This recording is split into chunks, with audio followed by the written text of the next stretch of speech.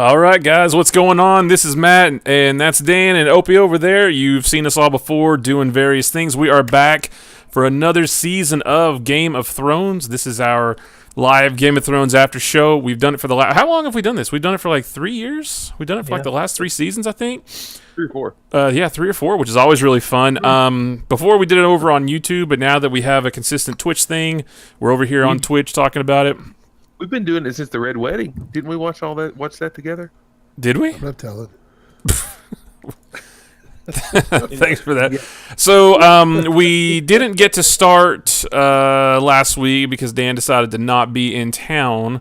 But that's okay, Dan. Still not opening a game store, so I just want to say that. Yeah, I don't know when we're going to get that. Anyway.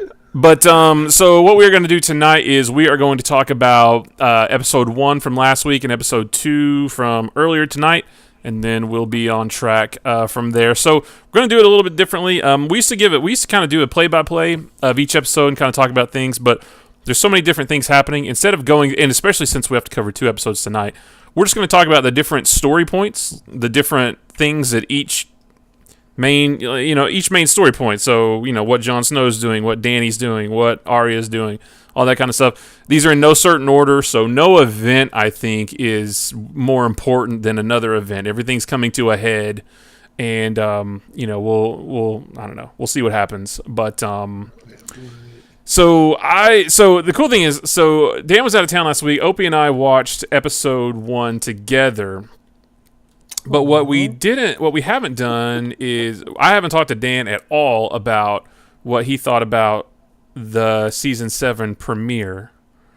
So Dan, what did you think about the season 7 premiere first of all? I'm not really into Game of Thrones. I don't really care for it that much. I just kind of like, it's like a fan, whatever. I'm not that big of a fan. No, the first episode was amazing, and it's the greatest show on this or any other generation should watch it. It's the best show on TV. It beats everything out. It is awesome. Wait.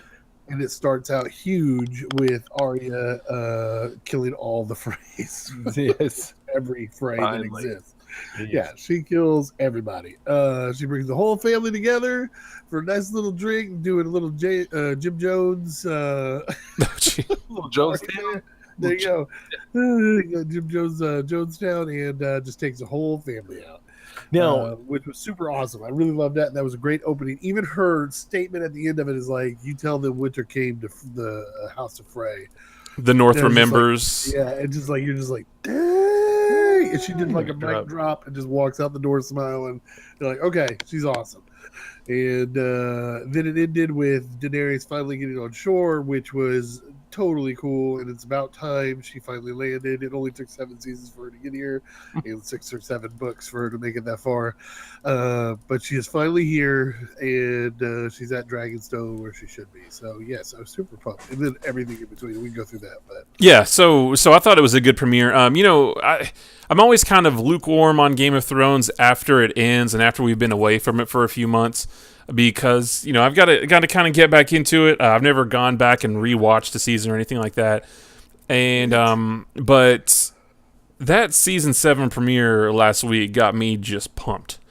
I was like, "This is all I want to do is watch this." It starts off at a huge pace. It's just like boom, Arya killed everybody.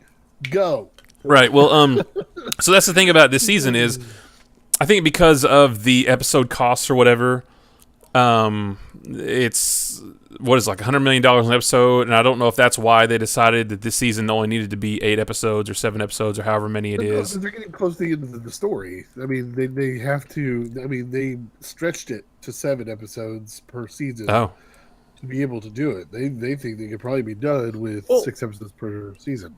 I thought what I took most away from just that Arya's first scene there, she finally does something. Like 7 seasons of running around not doing anything. Like, I mean, I know she's being trained and trying to find her way and having to escape and hide and duck and dive, but it's all like House of Black or House of whatever, Black and White, or yada yada yada, this, that, and the other, and then it's finally paying off. Yeah, well, okay. Off at the end of last year too, she killed Lord Frey.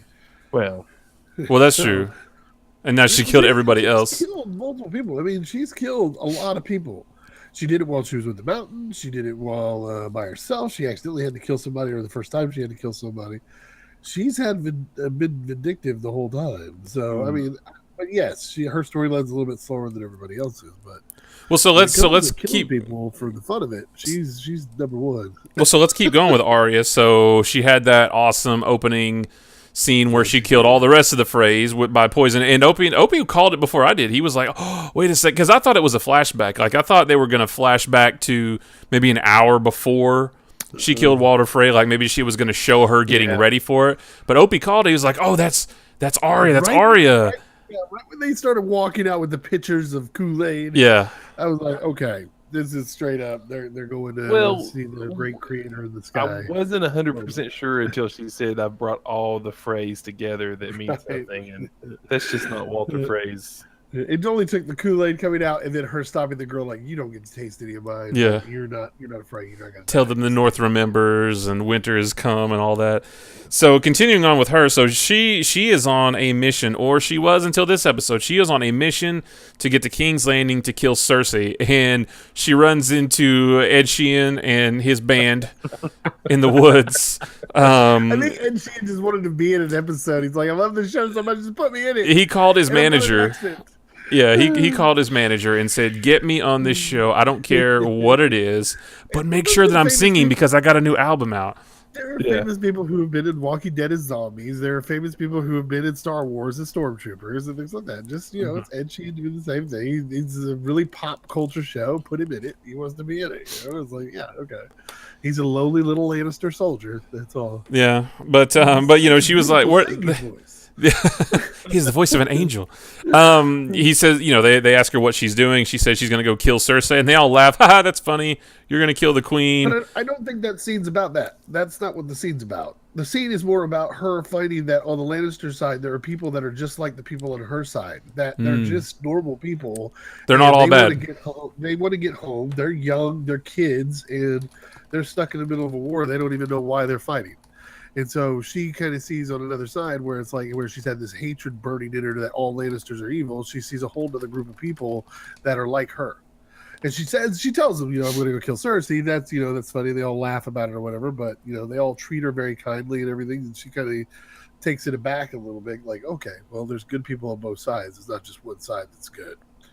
So I think that's what that scene was about. It wasn't about her just saying, "I'm going to kill the queen." Actually, I agree. But so in this episode, she went into a little pub with valet service. They'll park your horse for you, and she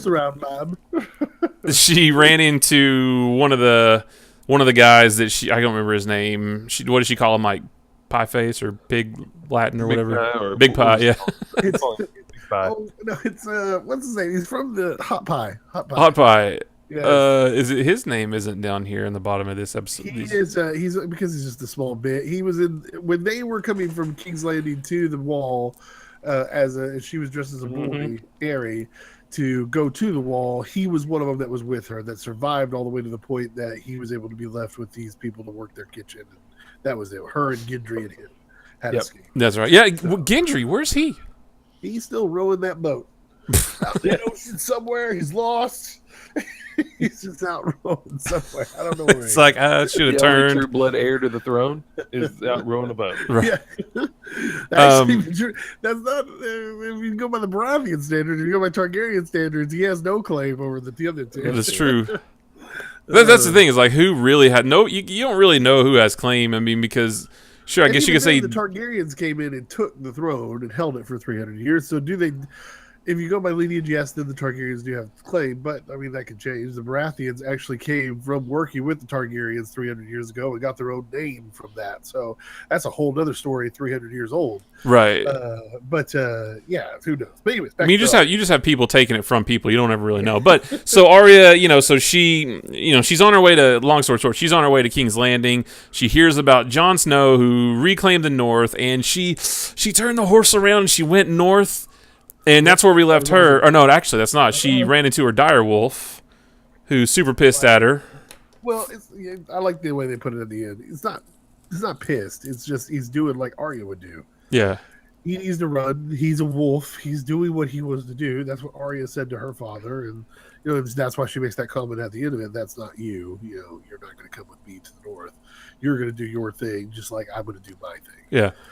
She's sad, and it's a sad moment. The Liberia doesn't recognize her, then recognizes her, and then leaves. Well, see, I thought there was something to that. Like, so the wolf didn't recognize her, and I thought there was something to the fact that the whole thing about and this would have applied more last year, but like she has no name.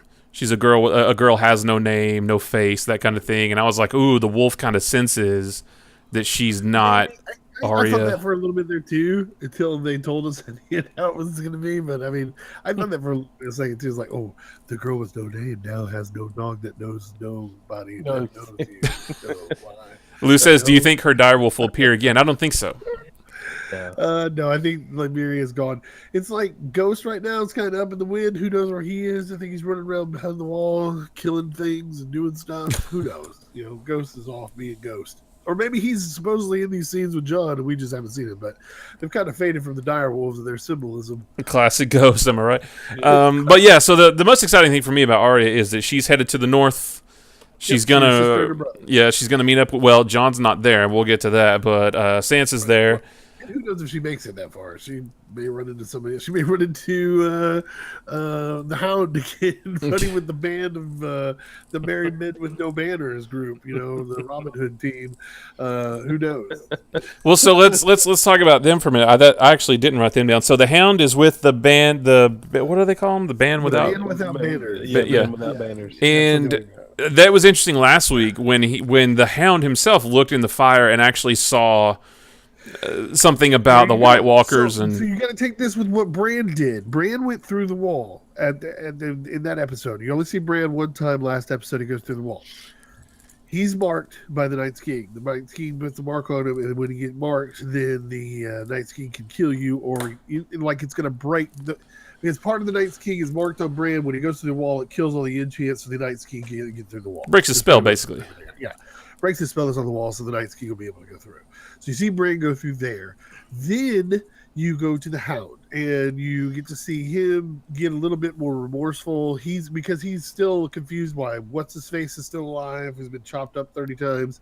Right. He's like, I've seen many knights better than you. How are you still alive? You're not that great of a knight. How are you still alive? I'll kill way better guys than you. And he's like, I don't know. Lord of Light does it. And that's when he looks in the fire to see that. But so you got to put those two scenes together. And then he talks about how it looks like the wall from the sea, something attacks the wall from the sea, and the wall falls like ice and fire, and it all comes crumbling down. He doesn't say that at the end or where it is, but it's pretty much, thought that's where he was going with it. That the wall was actually going to fall. But the other cool thing about that scene is you see the Hound a little bit more remorseful, and now he's kind of confused about all the gods and everything. He buries the family that he had taken all the money from earlier, and that makes him feel sad or whatever. But yeah, and I thought that I thought that he killed them, but he didn't. He just mugged them, and he stayed with them, then took their stuff, and then left. Right. They fed him and let him stay, and he was still with Arya at the time. That's right. He took all that stuff, but he was a little bit more remorseful. He actually buries them and says some words, and the drunk red priest says some stuff. I never know their names. They're the band. I don't know anybody's names in the show. Band of Robin Hood married men. The men in tights. Right. So what are they? So what are they? What is their mission right now? What is their objective? What are they all going to go do? So their whole objective was to be in the wetlands or the wildlands or the wetlands. I think is what they call them, the middle lands, and they were helping all the people who were being totally destroyed by this war. Now they're going north to see the King of the North and see what's happening. Now the Boltons are dead. Okay, so they're heading towards the north too. Oh, we already saw that. Yeah, so they're all heading north. Yes, they're heading to the wall. So that'll be interesting to have the Men Without Banners. Well, you have another priest of fire. You have a guy who yields a flaming sword, and they're going against the wall that you can kill White Walkers with a flaming sword. And if it's Valyrian, it's even better. That's true. Thank you, Meadow Gaucho Valar Morghulis. Yeah. So if you're new to this, by the way, I'll speak for myself. I'm the worst. I've watched every single episode of this show on the night it airs, and I'm terrible with names. I can't do it. That's not a name. I think that's a statement, and I'm looking it up right now. It's one of Oh, is it not a? I thought it was a. I don't know. I think maybe I'm wrong. Maybe I'm wrong. I might be wrong.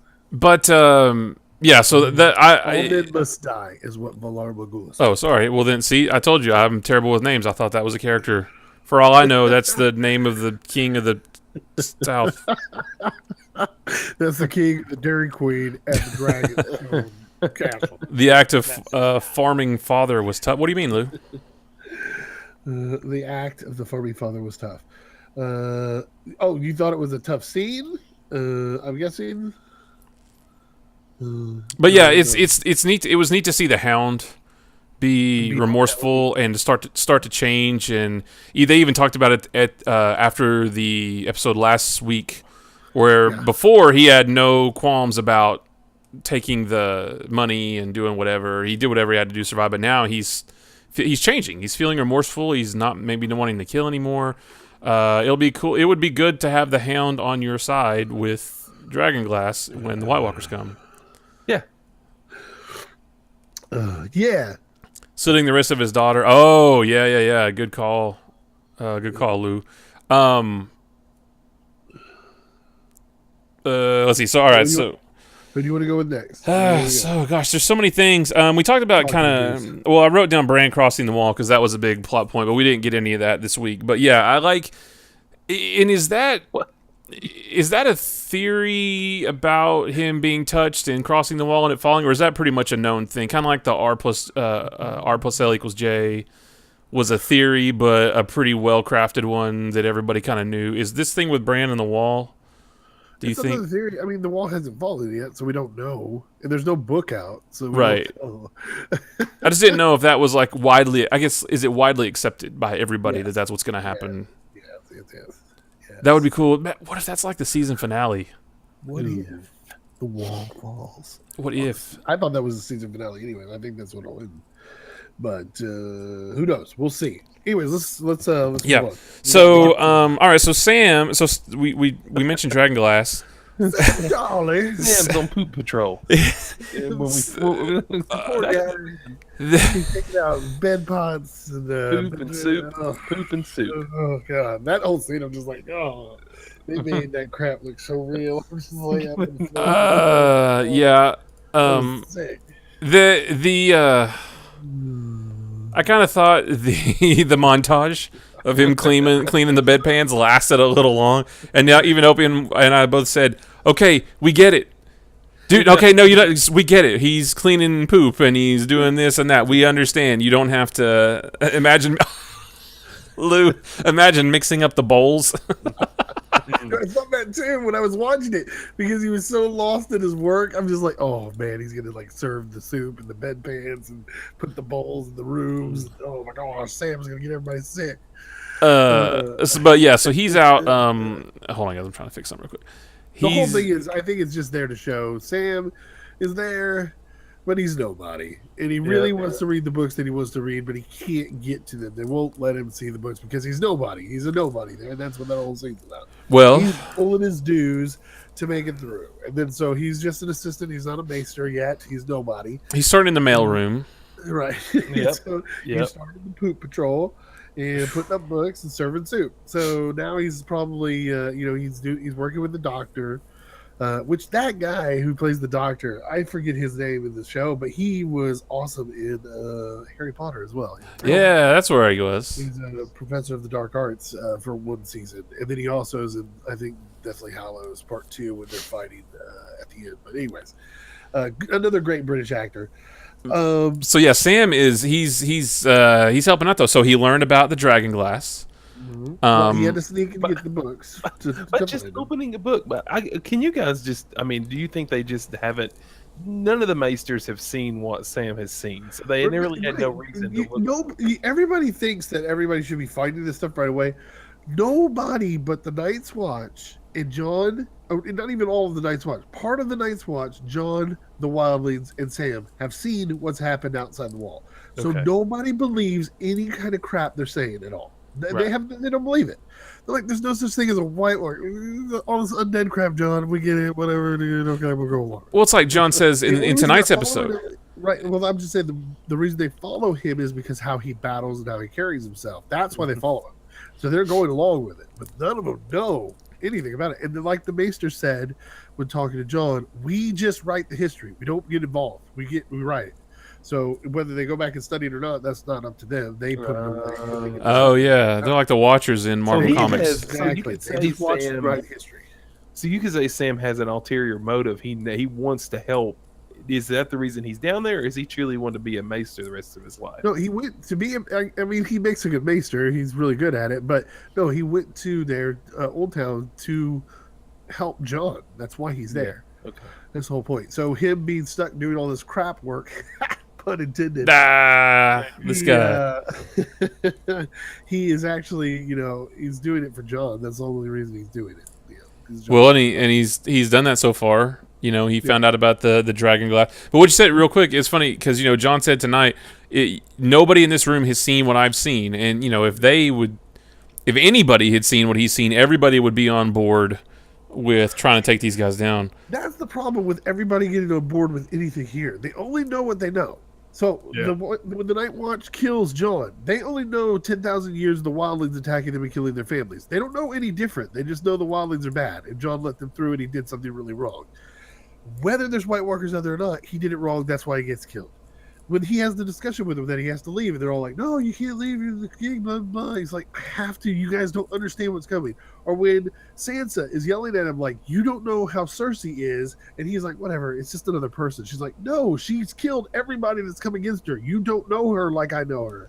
It's everybody trying to persuade everybody else to do their thing, even though nobody knows everything. Well, that's it. You're just fighting for what you can do, and that's all you can do. Well, let's a couple more things about Sam, and then we'll swap to John. But so Sam and Lou said, didn't John ask Sam to become a mason? Did he ask John? Did he ask Sam to go there? I don't remember. He told Sam needed to leave, or Sam was wanting to leave because of Gilly. When Sam left the wall, it was because Gilly was kind of getting threatened here and there, and Sam's like, "I got to get out of here." He's like, "What I'm going to do is because you want me to be the maester of the wall." It may have been a conversation that John. That's right. He's like, "I'll take Gilly there, and we'll go to Old Town, and I'll find out what I can for you about this stuff." Yeah, but Gilly got backed into a corner on the wall from some of them before John was killed. And so all of that's why that whole season was kind of scary because John loses all his allies. The Maester died, Sam leaves. He's only got a few buddies left around the wall. The actual Knights Command dies. All that stuff. So. Right. So okay, yeah, and then also tonight, Sam meets Ser Jorah and actually helps him cure. Well, helps him attempt to cure the. We start to see the healing process. Right, which is gross. Cutting off skin and trying to salve it up. Listen, it's probably no different than when you get the dead skin on the bottom of your feet. Right, just like that. It's just, just pull it off. It's no big, or don't pick at your scabs because they won't heal. But it was cool. You saw Jorah's arm last episode. Yeah.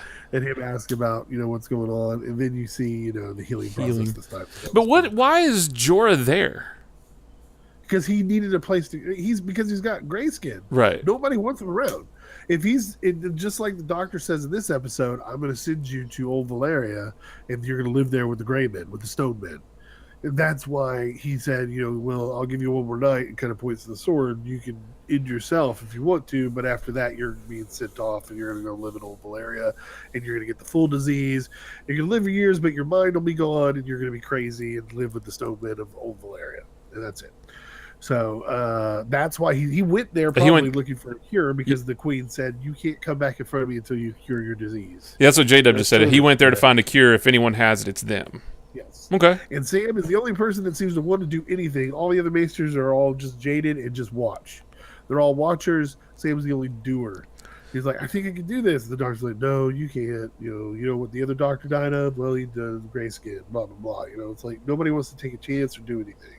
Right. Sam's the only one that's willing to do anything. Yeah, so Sam, who wants to make a difference there with a bunch of books of knowledge, I mean, that could be something really interesting to play out through the rest of the series is, what else is he going to learn? I think Jorah will get healed. Yeah, I think so. I think he'll get healed and he'll come back to the queen. And yeah, I see that happening. Yeah. I think at some So point maybe Sam will get busted by stealing the books out of the restricted area in Hogwarts. But so more to come with Sam, and they didn't show any of that in the preview for next episode. So I don't know if we'll get any more of Sam and Jorah's healthcare or skincare tips. they've all got 10 care. But all right, so one of the bigger ones, one of the ones I'm excited about, and we've already talked about some, is Jon Snow. He's uniting the North. He's getting everybody together. The small, what's her name? Bear Island. I forget her name. Yeah. She's awesome. I don't know. And then the little girl that's acting like she's a big tough thing. She's there. But she's totally cool. Like the best actor. So John's there with Sansa. They don't really see eye to eye on things, but John's the king, and well, they were both right in that episode. He's like, listen, you don't know what's happening up north. And she's like, well, you don't know what's happening down south. right. And he's like, well, I'm the king. Don't interrupt me. And she's like, well, I'm your sister. Shut up. And this is like brother-sister fight. But it was just like, John needs to kind of chill on. I was thinking about this earlier. John cannot, and Sansa says it to him, you cannot do what Dad did. You can't be like Dad. You can't be perfectly good, because if you are, you're going to get your head removed. You have to. I get it. You want to be honorable. That's why you let the two families back in. The Unders and the Karstarks. I can't remember the two names. But anyways, Yeah. let's those two families back in, because you won't hold them accountable for what their predecessors have done and betrayed Rob. And they need the people, because he knows what's up north. And Sansa's like, you can't be like Dad. You can't be all forgiving and be Mr. Honorable, because you're going to get your head chopped off. And then he's also like, yeah, but we need all the people we can get, because we're about to get all killed. Well, so that's what's interesting, I think, about John's story right now, and we got some more of that tonight, is that John doesn't give a crap about anything else that's going on in the entire kingdom. All he cares about is the White Walkers and what's coming. But then it's cool to see that juxtaposed against Cersei trying to figure out what Dany's going to do, and Dany and Tyrion rallying, making their plans for this great game of chess against. But John's like 3 steps ahead of us, and all he cares about is White Walkers. Yeah. He's like, I don't even. It's like he said in this episode, you guys made me king. I didn't even want to be your king. I just want to kill the White Walkers and tell you there's a lot of bad coming, and you made me king. So right. I'm gonna be your king, and this is what we're gonna do. I don't get, and again, we're normally a family-friendly channel, but Jon Snow's like, I don't give a shit about anything you guys are doing. All I want to do is kill a bunch of White Walkers, and we need that dragon glass. That's what I'm going to do. Yeah, that's the thing, though, is like none of them get it that an army of undead is marching from the north. They don't understand that. It's like, I don't care about Cersei and her 400 Lannister men or whatever. Right. I don't care about that. It does not scare me, because there's about 40 million undead people. Unstoppable. Unless you have the right weapon, they are unstoppable. You will not win against them. And now I love that. It's like, why won't anybody listen to me? You guys don't know what's coming. They're right over there. This goes back to the point that everybody in the show is fighting to get everybody persuaded to their point of view, because they know one thing. Nobody knows everything. They all know a piece of the pie. They don't have the whole picture. And so all Cersei or all Sansa knows is how she was treated at King's Landing, and the hatred that Cersei has, and how Cersei has killed everybody that's gone against her. Right. And like, she's very deadly. She can kill you. You better watch out. And then, of course, Tyrion and Dany, they only know what they know from stories and things like that hitting the land. And then Dorne is only on vengeance, and Theon and all of them only know what they know, and Jon only knows about the White Walkers. And it's just like, and everybody's got to try to figure this out together. And then that's where all the conflict bounces off each other. So I wonder if it's going to be a thing where maybe there's like a big, maybe near the end of the season or beginning of next, there's going to be a big battle between Dany's, Dothraki army and the Lannisters and whoever else. And while that's going on, like, the wall falls and the White Walkers come, and everybody's like, "Oh crap, we've been fighting the wrong battle this whole time." I don't think that'll happen. I think what'll happen is that Jon is probably going to, well, we know he's going to take the call to go meet Dany. And I think, because Dany has sent stuff to the King's Landing, I think Cersei may come to that point where she comes up there, and there's going to be this mass, get together of all the ruling council, and then something major is going to happen, like the wall will fall. And then at that point, every one of them have to decide, do we worry about our own transgressions here, or do we go and do our thing? We have a bigger threat to deal with right now. But I love that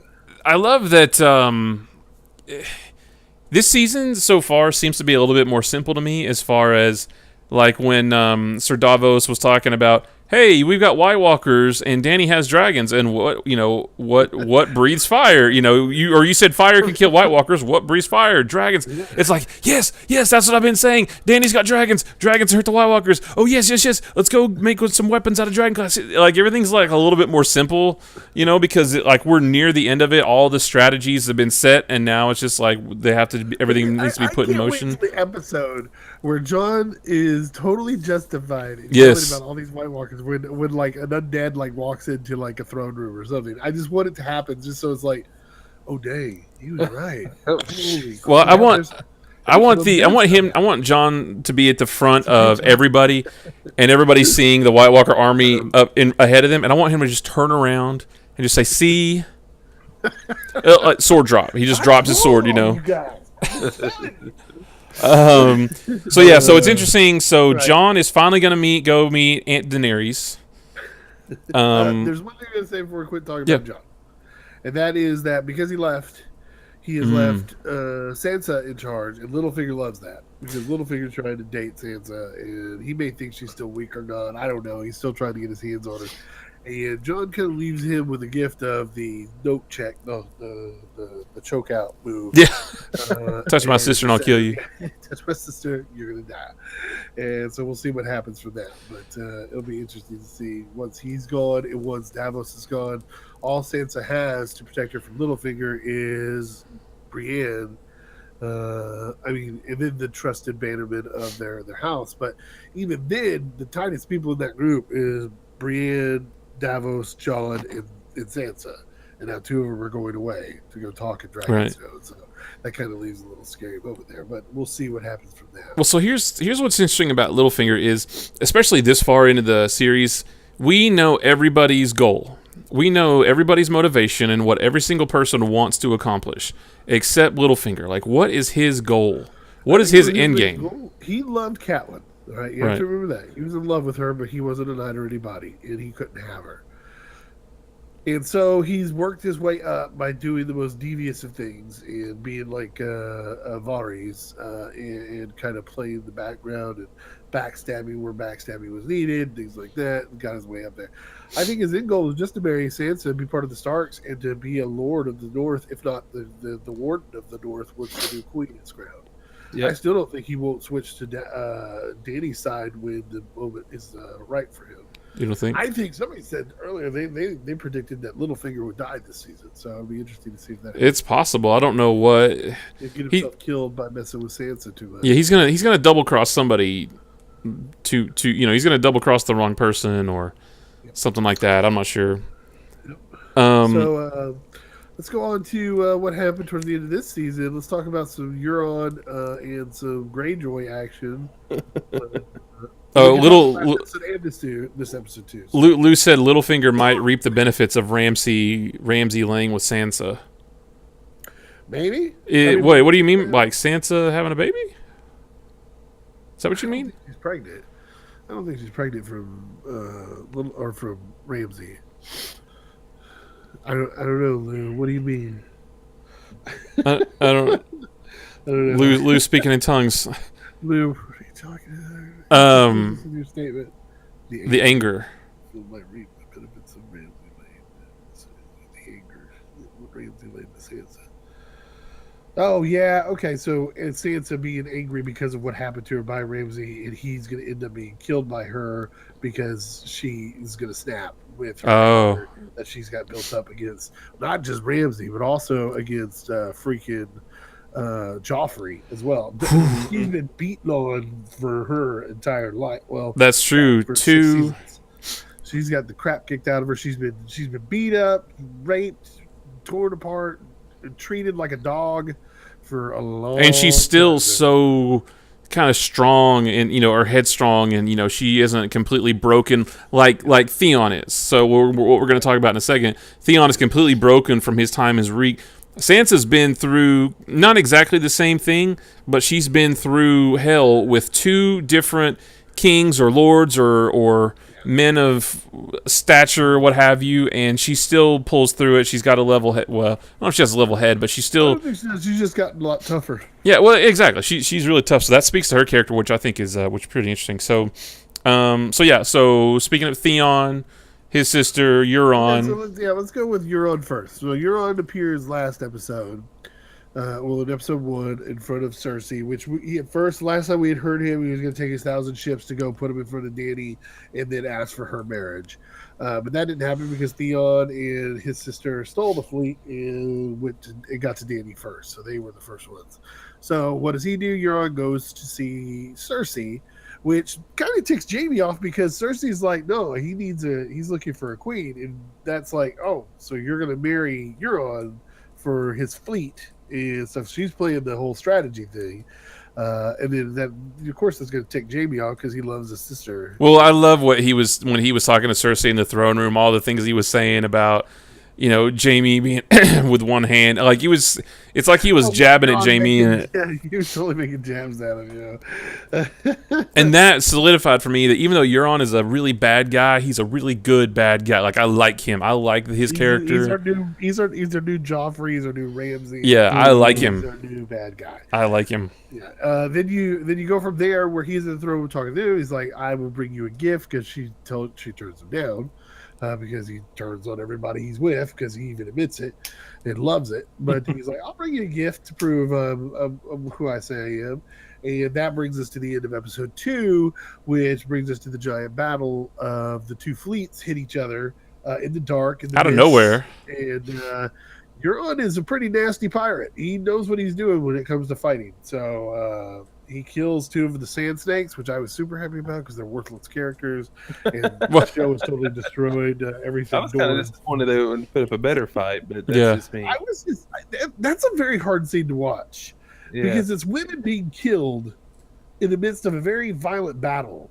And so, yes, they put themselves in that situation. It's like, okay, they're supposed to be fighters and stuff, but it's still, I mean, that's hard to see. Okay, it's just like, men and women or children and women getting hurt or in any way like that. It's kind of rough to see. So in my opinion, I had a hard time watching that. I didn't like it as much because it's like you see 2 young ladies get killed really nasty, and the show does a really good job of showing a lot of realism, like the girl being choked out by her own whip. It's just like, that's it, that's your life leaving, you're dead, you're gone, that's it, or the one being stabbed and then lifted or whatever. It's just hard to watch that stuff. But he kills both of them, and then there's a big fight ensues, and I can't remember Theon's sister, so I'm just Theon's sister gets grabbed by Ramsay, or by Euron, and Theon's kind of like, okay, see you later. And just jump ship and goes. Well, so Lou just asked, wouldn't the Dothraki, I guess the army, have been on the ships with? But they weren't. Those ships were taking her back to Dorne. To Dorne, right? And the Dothraki were going to go to Casterly Rock. Exactly. They were on a different set of ships that were going a different direction.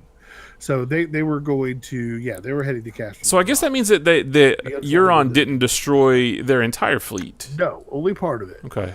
But also took a big reward. It got 2 big rewards out of it. You kill part of the sand snakes. You get Theon freaked out. He jumps overboard. You get Theon's sister. And you get Ilaria to bring to the queen. And here that ruins Tyrion's plan of having Dorne and the Tyrells attack King's Landing, or Highgarden attack King's Landing. Right.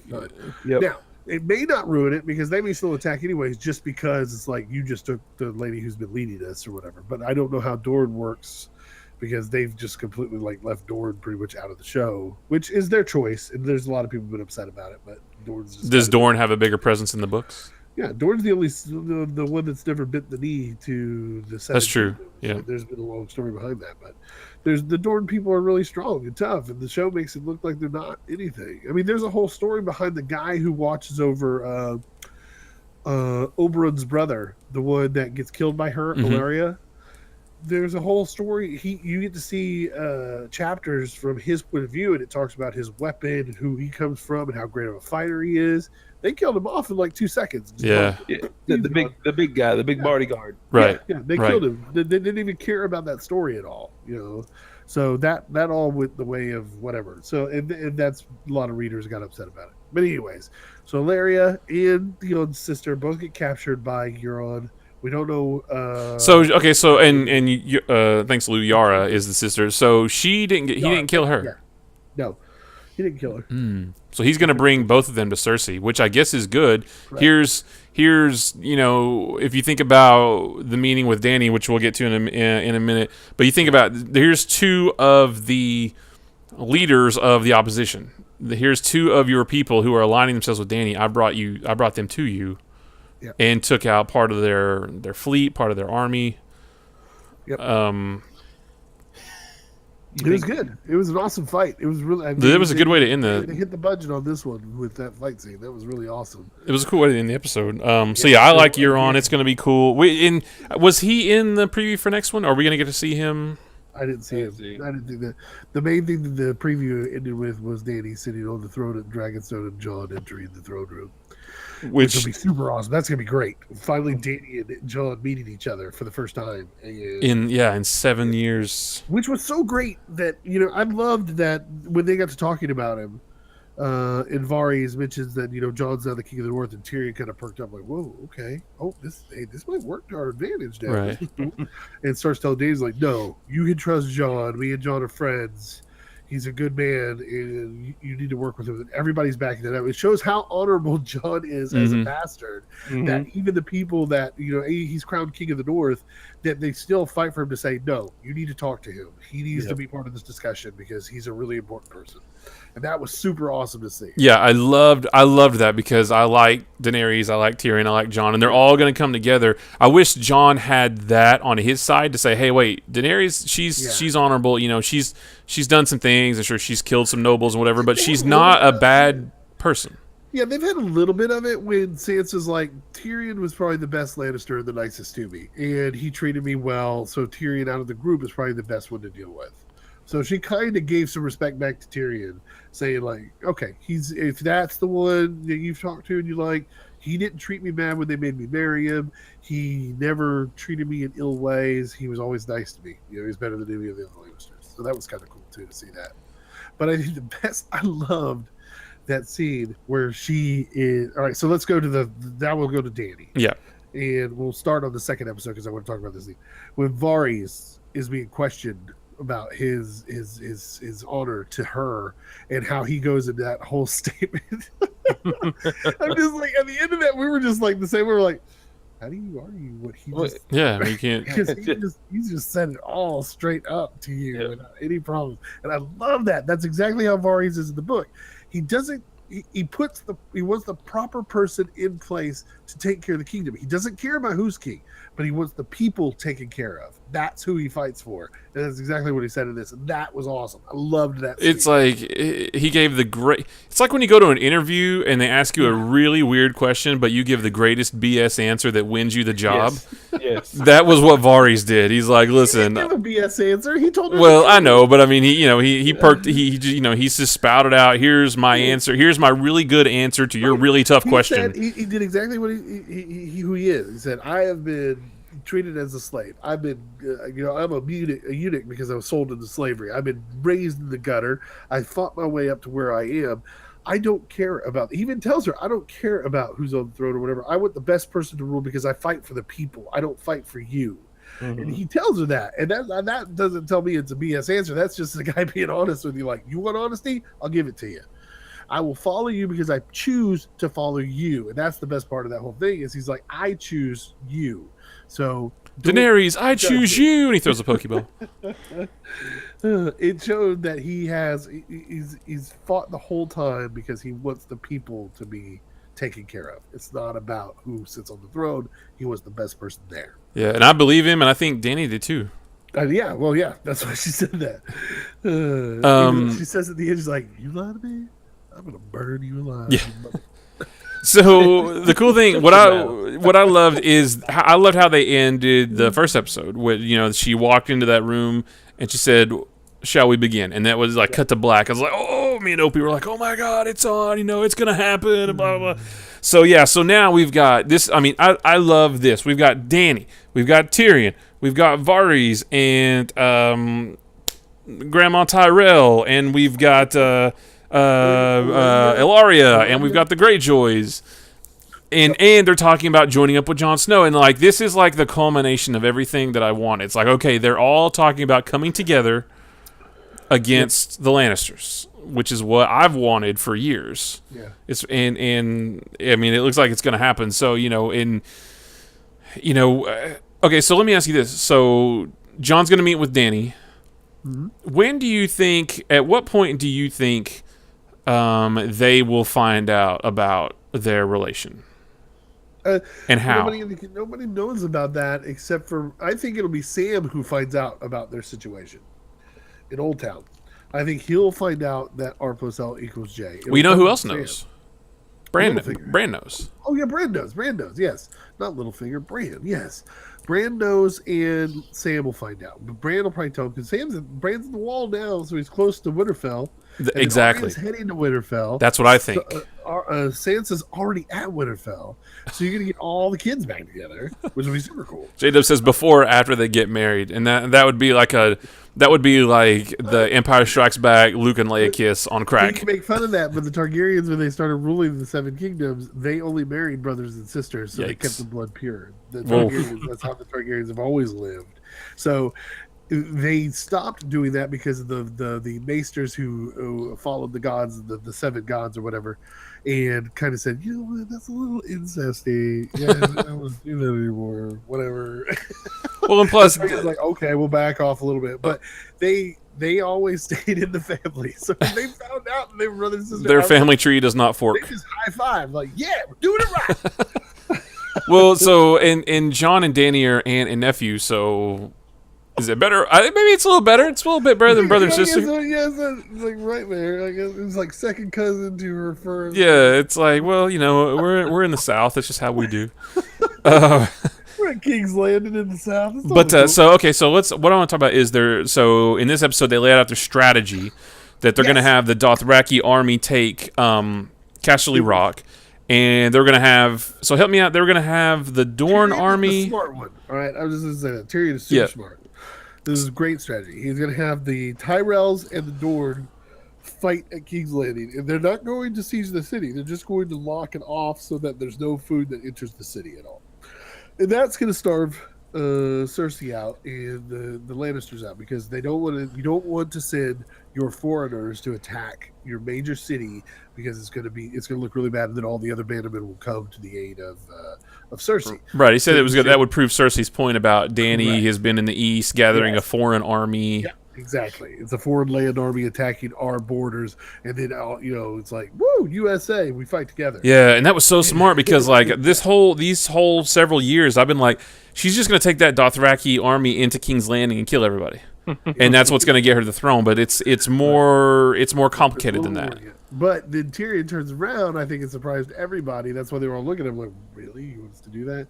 The Dothraki army and the Unsullied to attack to Casterly Rock, which is Tyrion's home, which is the home of the Lannisters. And he's absolutely right. For the last few years, the Lannisters have been in charge pretty much, and knock that place off with that. And then you knock off the Lannisters and you block them off in King's Landing and you cut off the South. There's the bannermen will turn quickly. So it's a smart move. It was super smart. I kind of got screwed up now, but it was a good idea. I mean, I think they'll still take Casterly Rock, but now the attack on King's Landing might be a little slow to go because, well, Ilaria didn't get back to Dorne. She mentions that she doesn't want to be the Queen of the Ashes, which I thought was good too. She doesn't want to kill everybody. She doesn't want to rule over a bunch of dead people. Tyrion says that to her. Tyrion mentioned that earlier in the episode. Right. She doesn't want to kill people. She just wants her rightful place on the throne, and she wants to rule over the people. She doesn't want to, she knows that there's a lot of, she knows that it's the Lannisters that are at fault for most of this. It's not everybody else. She's not blaming anybody.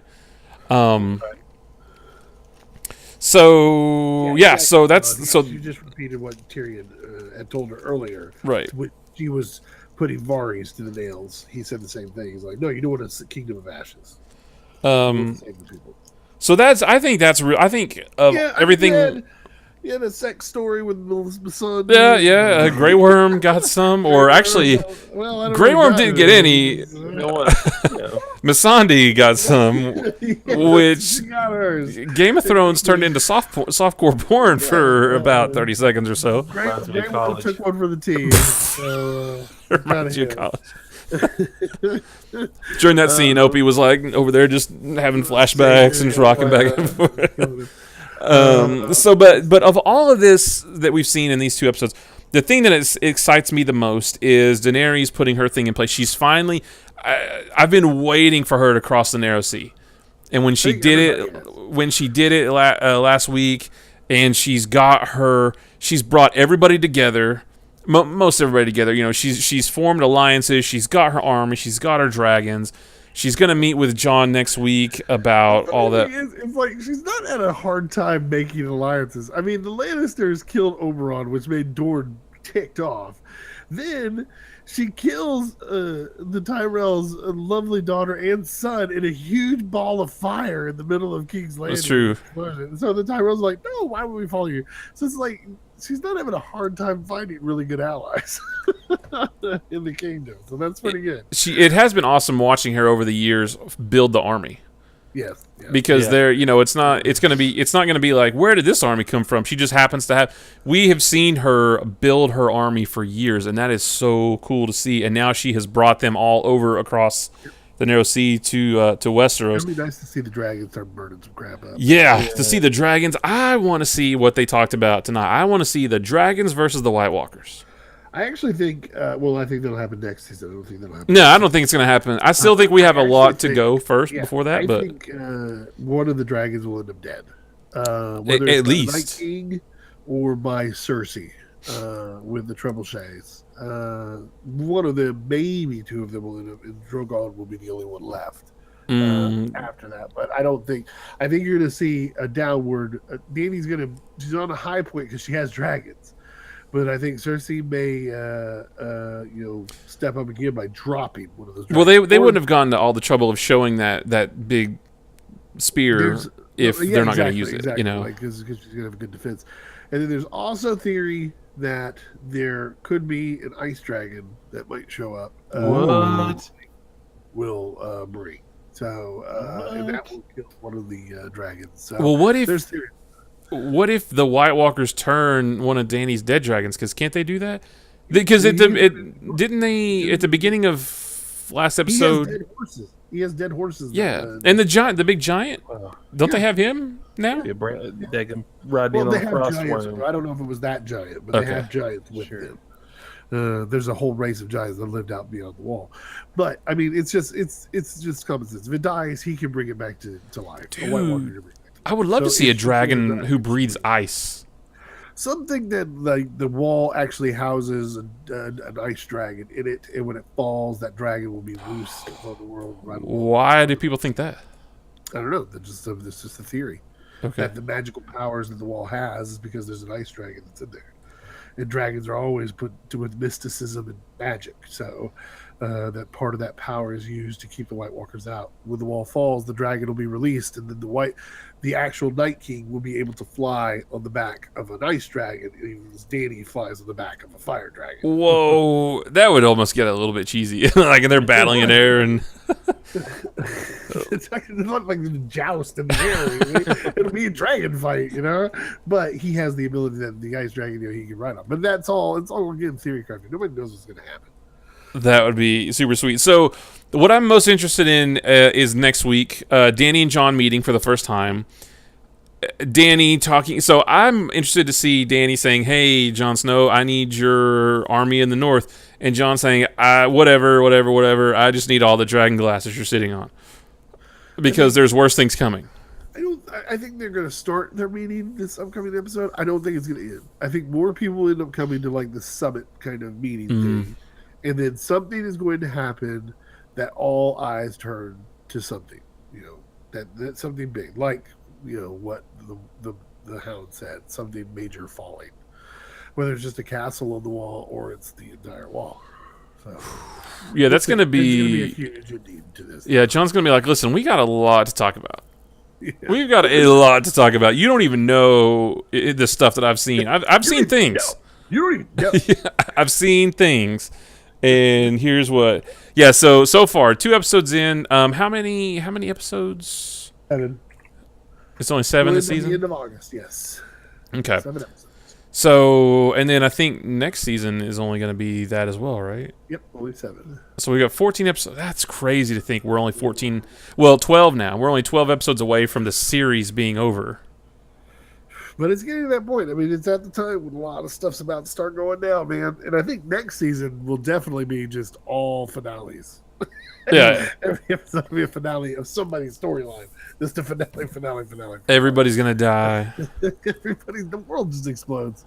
And the first men come back. They've been hiding the whole time with the children of the forest, and that all happened. So. And this doesn't relate to anything that they've shown so far, but we talked about it, or no, we didn't even talk about it last week. It popped in my head. I still love the theory about the Mad King when he was saying, burn them all, burn them all. I love your theory about him being a raven, and he was flashing back to sometime, or seeing the White Walkers. Yeah. Remember when you said that? Did I say that? So it was somebody's theory. You told me that, but I mean, I don't know if it was your theory, but somebody's theory is... Was it because of brand, or maybe... No, somebody was saying that... You told me that there's a theory that the Mad King was a raven, and he could see the White Walkers. Or he saw that they were coming or something, and he was saying... Did I say he was a warg or a war? Maybe a war. I don't know. He could go into the body of another creature. Yeah, and he was saying, burn them all, burn them all, burn them all, talking about the White Walkers, but not about the city. Right, but everybody thought he was talking about... Yeah. Well, Jamie thought he was talking about the city. That's why Jamie killed them. Right. Could be. I mean, he was having a mad fit. I don't know. It could be a connection. Maybe, yeah, I don't know. I'll have to look up that theory. That's not my theory. That's your theory. That's not my theory. It wasn't my theory. I read it somewhere. Right. Well, but you told me. Yeah, so I love whoever's theory that was. You need to look that up again and tell me. It's a good one. So, I mean, if you think about it, Bran had an effect on Hodor, who was saying, hold the door in the past, right along with saying it in the future. And when he was saying that, it's like, oh, okay. And then it became Hodor, and that's how he got his name, and blah, blah, blah. It could be the same thing in the Mad King yelling, burn them all, because he's in the past and the future at the same time, because he's with a raven or with the three-eyed raven or something, or he's warging and he sees all the White Walkers or something. It could be that. I almost think if they don't do that, it's a missed opportunity. Yeah, it could be. But yeah, the season will be really good. So yeah, we're pumped. I mean, 2 episodes in, chicken and fries. Yeah, have you seen that commercial with Hodor? Chicken and fries, chicken and fried, chicken and rice, chicken and rice. So yeah, it's 2 episodes in, and this is already a fantastic season, and it's only going to get better from here. We are going to be here every Sunday night to talk about it. Next week will probably be a little bit more coherent because we'll just be talking about the 1 episode now that we're caught up. So Sundays are usually our days off, but we're going to be doing this for the rest of the season, which is only 5 more weeks. So we'll be doing this every Sunday night. So we'll be back tomorrow night, 8 p.m. Eastern. I'll be playing some Horizon. Are we going to do a Fortnite tomorrow night too? We can. We'll see. I'll tell you how tired it is. It was 11:30 now, so yes. I might not even hop on tomorrow. Okay. Well, we'll either be doing Horizon all night tomorrow, or Horizon for 2 hours and Fortnite for 2 hours. I'm not sure yet. But yeah, we're streaming at 8 to midnight Eastern, Monday through Thursday. We're streaming Friday night, Nerd Punch After Dark, drink beer, play games, be stupid, probably around 10 p.m. Eastern or so. Yes. We got 2 streams on Saturday morning, 9 a.m. Eastern with me, 2 p.m. Eastern with Dan. And then, of course, we have this show every Sunday night for the next 5 weeks. There you go. So thanks for watching. And until tomorrow night, we will see you guys later. Bye-bye. Bye, everybody. Bye.